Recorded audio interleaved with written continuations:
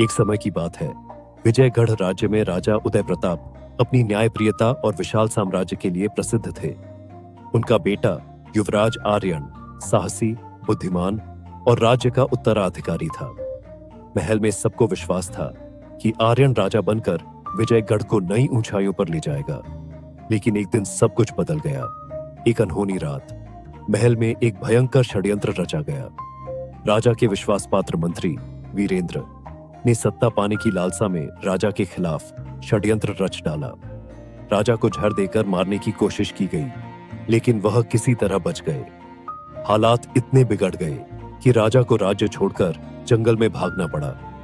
मंत्री ने चालाकी से पूरे महल पर कब्जा कर लिया और घोषणा कर दी कि राजा ने गद्दी छोड़ दी है। लेकिन उसने युवराज आर्यन को मारने के बजाय उसे महल का नौकर बना दिया। क्यों? क्योंकि मंत्री जानता था कि प्रजा आर्यन से प्यार करती है। अगर उसने आर्यन को मार दिया तो विद्रोह भड़क सकता था। युवराज बना नौकर। अब आर्यन को महल में नौकरों की तरह रहना पड़ता था। महल के वही गलियारे जहां उसकी हुकूमत चलती थी, अब उसके लिए अपमान का गढ़ बन गए।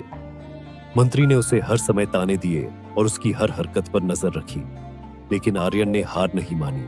उसने सोचा, अगर मैं अपने ही महल में नौकर बन सकता हूं तो इस खेल को उलट भी सकता हूं।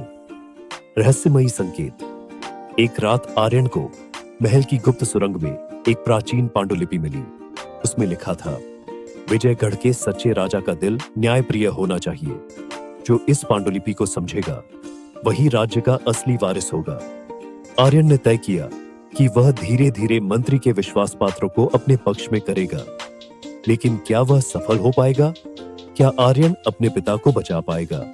क्या मंत्री वीरेंद्र का षड्यंत्र बेनकाब होगा? क्या आर्यन फिर से राजा बन सकेगा? आगे जानने के लिए देखिए पूरी कहानी। यह सिर्फ शुरुआत है।